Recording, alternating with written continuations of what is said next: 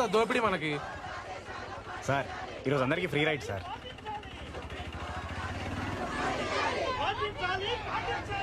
పోలీసుల పైన రాళ్ళేయకుండా, బస్సులు తగలెట్టకుండా, స్కూల్లో షాపులు ముయించకుండా ఇదేం బంద్ బాసు అసలు?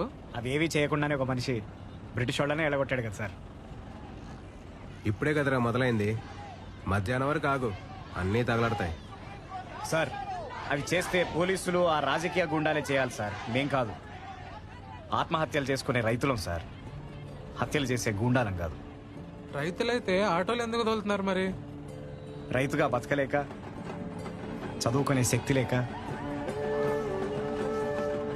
ఒకసారి ఆ మ్యాప్ చూడండి సార్, మాకు అది అర్థమవుతుంది. గత 3 ఏళ్లలో తెల్లేరు చుట్టూ ఉన్న పల్లెల్లో 900 మంది రైతులు ఆత్మహత్యలు చేసుకున్నారు సార్.